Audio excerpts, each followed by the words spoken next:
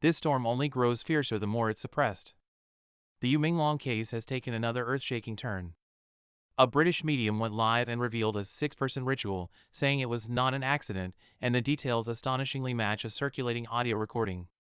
Meanwhile, Fan Shiqi's concert was cancelled at the last minute, blowing up the whole internet. Some say it's a health issue, others say it's a conscience issue.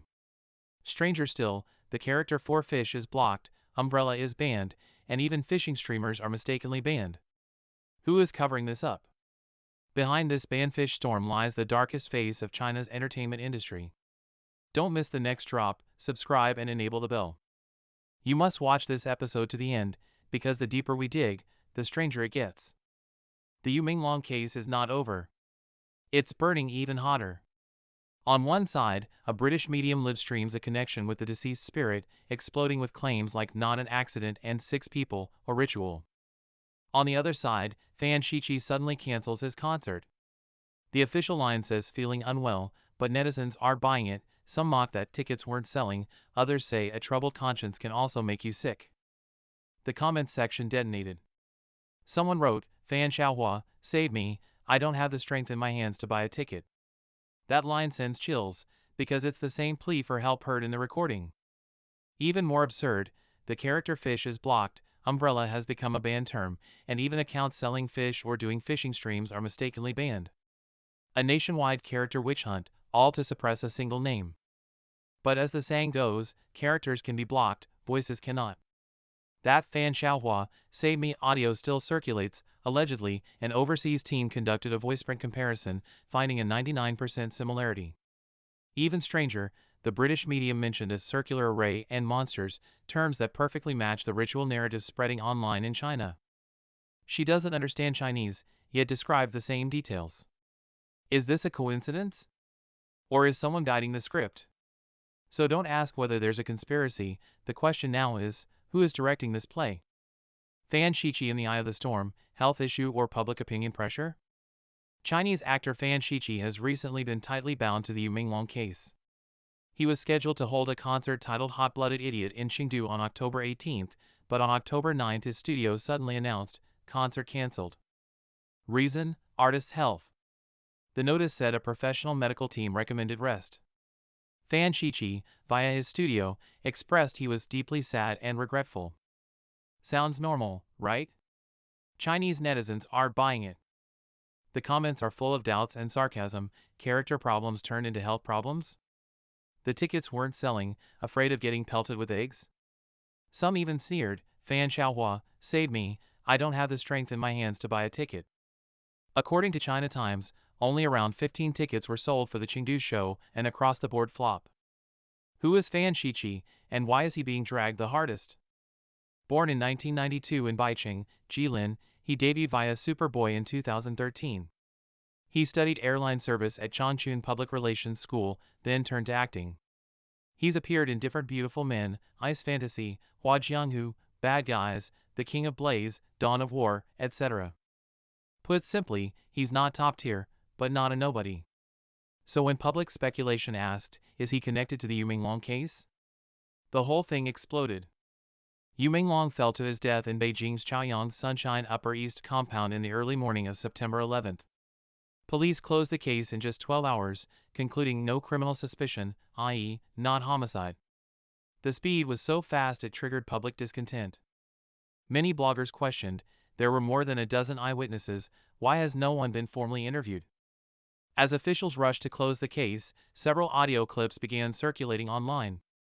The most widespread line was, "Fan Xiaohua, save me." Fan Xiaohua is Fan Shiqi's industry nickname. Some netizens claimed the audio was sent abroad for voiceprint analysis, with a 99% similarity, though to be clear, this is online rumor and has not been publicly verified by an authoritative body. Other reports say that 2 days after Yu's death, Fan Shiqi made a rubbing the belly gesture on stage, which some interpreted as a signal or taunt, further inflaming public anger.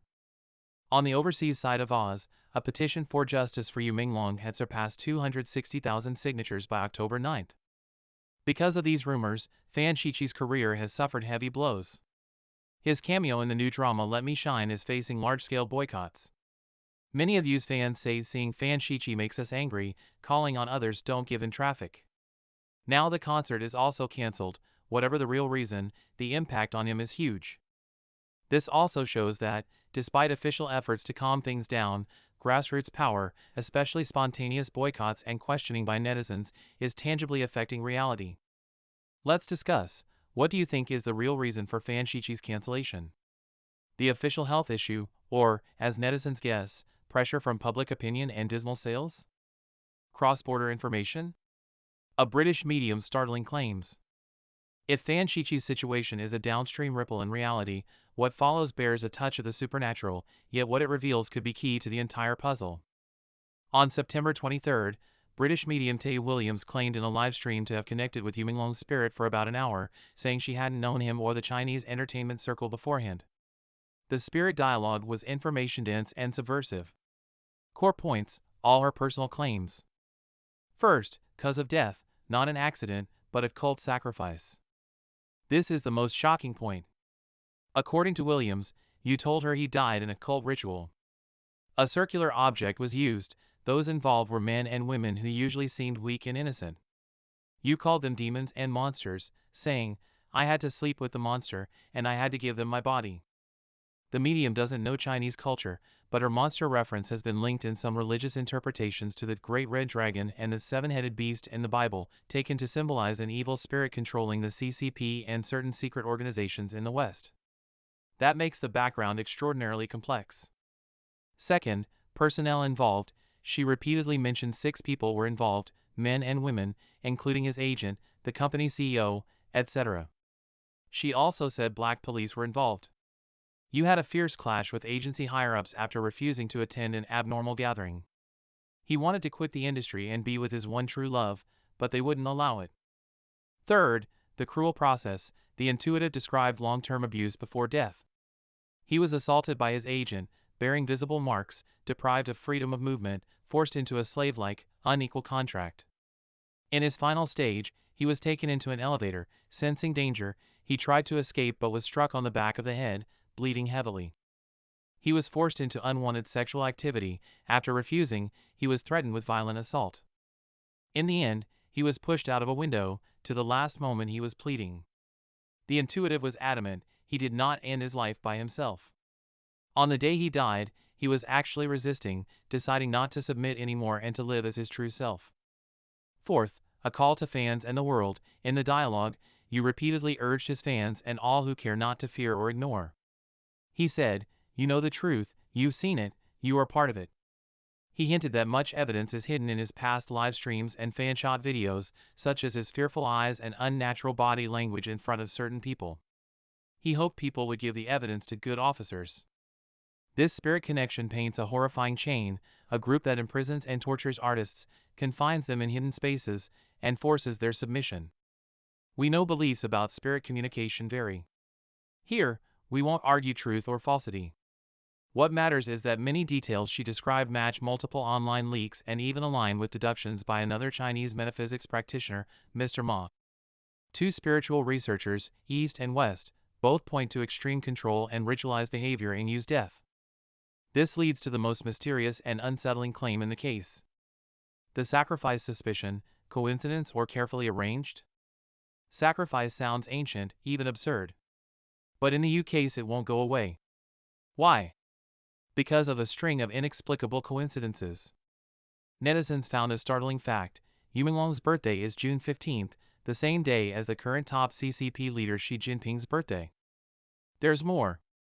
Another young actor who died mysteriously in 2016, Xiao Renliang, his birthday is October 15th, which happens to be the birthday of Xi Jinping's father, the CCP elder Xi Zhongxuan. Both died suddenly at the height of their careers, both had official explanations that failed to convince, and their birthdays correspond to father and son in the Xi family. Piled together, this fueled a viral sacrifice as a substitute to bear disaster narrative. This idea grows from a deep traditional concept in China called resonance between heaven and man. The ancients believed that if a ruler lost virtue, heaven would bring disasters. Some occult practitioners might use forbidden arts to find a substitute to absorb calamity. Not long ago, Xi himself publicly mentioned people living to 150, further firing netizens' imagination. You might think this is conspiracy. With billions of people, shared birthdays are rare. But, as some commenters note, in a system where information is opaque and posts are deleted at will, when the official story is full of holes, people naturally lean toward conspiracy explanations that, however wild, seem to explain everything. To understand why the sacrifice narrative finds an audience, a quick primer on ancient Chinese human sacrifice. It's not baseless. In ancient China, especially the Shang dynasty, live human sacrifice was a state-level ritual, widespread and brutal. Archaeologists at Anyang's Inshu, the late Shang capital, unearthed numerous sacrificial pits containing tens of thousands of human bones, many decapitated or apparently buried alive. Oracle bone inscriptions suggest Shang human sacrifices may have exceeded 14,000. Many were war captives, especially the Chang. They sacrificed to ancestors and gods to seek blessings or celebrate victory. This practice waned in the late Zhou. In the spring and autumn/warring states eras it faced harsh philosophical critique, later replaced by animal sacrifice or symbolic clay/wood figurines. The terracotta army can be seen as a symbolic continuation of earlier human sacrifice traditions. A distinction, some online mentioned planting a living base, zhongxingji, saying removing used nails was for this. But that is a Taoist feng shui method to change fortune by burying a life tomb with hair, nails, and birth data, meant to seek blessing and longevity, not a lethal sacrifice. Understanding this history helps explain why fear of ritual violence remains in our collective subconscious. When a real-world case defies common sense, ancient memory is easily awakened. Erase traces and a nationwide search, justice versus oblivion. Back to the case itself. On September 11 this year, Yu was found to have fallen to his death in a Beijing housing community. The most controversial part is the Beijing police response. They closed the case in just 12 hours with no criminal suspicion, implying accident or self-harm. Reportedly, over a dozen witnesses existed, yet were seemingly ignored. Yu's mother publicly stated that the family had nothing to do with his death. But none of this quelled the surging public opinion. The gulf between circulating inside accounts and the official gloss is too wide. Combining various sources, an alternative timeline outside the official narrative emerges. It said Yu had been repeatedly suppressed and shelved for refusing the casting couch. Later, he may have accidentally acquired key evidence, like a rumored red USB, and fell into a bottomless pit. After his last public appearance on August 29, he allegedly lost contact with the outside world and was confined in the Sunshine Upper East compound in Beijing for more than half a month, possibly tortured while being forced to reveal the USB's whereabouts. A bruise once seen on his forehead is suspected to be recent assault evidence.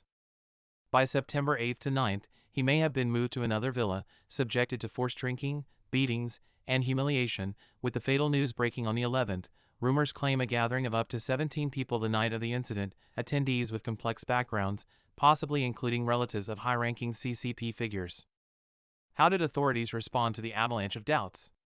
Not by reopening the investigation, but by frenzied censorship. All discussion of the case was tightly controlled. To evade filters, netizens invented homophones and code, using little fish or the fish emoji fish for Yu Menglong. The result? Absurdity. From late September, many accounts selling fish or doing fishing streams across Chinese platforms were suddenly banned, some for 90 days, others 7 or 3. Since umbrella was used to imply the protective umbrella behind perpetrators, even umbrella became a banned term on some platforms. This better wrongly kill 1,000 than let one slip style of blocking has reached panic levels, soldiers at every tree, enemies in every shadow. Netizens joked, next up, China will ban raising and eating fish. What about people surnamed Yu or Yu, homophones? But the high-pressure blockade backfired. Many who hadn't heard of the case became curious after seeing fishing streamers banned, and the number of people paying attention snowballed. Even Netflix was found to have quietly removed Yu from the cast list of Eternal Love. This digital erasure made people believe even more that something was being hidden. Facing domestic gagging, overseas Chinese did not stay silent. On the world's largest petition site, a global campaign for justice for Yu Menglong surpassed 260,000 signatures by October 9. This is no longer merely about an actor's suspicious death. As one netizen said, people are furious because we live in an environment where blatant imprisonment and unrestrained torture of a human being can occur. Who wants to live in such a place? Across China, some interpreted unusual weather as heaven's wrath. After mammoth clouds over Beijing on September 15th, a massive hailstorm pounded cars and buildings, crows crowded Jiangsu skies, in Hunan, mayflies swarmed like snow, netizens linked these to use injustice. Injustice, open a case, even heaven thinks it's unjust, Menglong, heaven, please grant him justice, scrolled across videos. In Taiwan, with relatively freer speech, the case also sparked heated debate. When a mainland netizen on Threads asked, "Why do Taiwanese care so much about you, Menglong?" a top-liked reply said, "Because he's a human first, then a Chinese." That sentence may capture the tragedy's core. From fan Shiqi's cancellation to a British medium's spirit talk, to sacrifice suspicions and a nationwide pushback against censorship, we've combed through the dimensions. By now, the case has far exceeded itself. It's a mirror, reflecting the abyssal darkness of China's showbiz, the rough power and fragile credibility of state authority under the CCP, and the difficulty and preciousness of ordinary people seeking truth in a society without free speech. We cannot verify the medium's claims. The sacrifice hypothesis may remain a mystery. But the anger of countless netizens is real, the authorities' panicked censorship is real, a young life lost amid countless without a just, transparent explanation, that is real. As long as the truth remains buried, this case will not end. Some commentators note that within the CCP system, a fair investigation is nearly impossible unless factions use the case to strike opponents. The only path may lie overseas, through sustained attention and voices of conscience, building pressure until the darkness is torn open. Finally, after today's roundup, what struck you most? Which deserves the deepest probe? Leave a comment and share your view. If you want more people to see this, please like and share this video. Truth needs to be spread, and every click is a sliver of strength.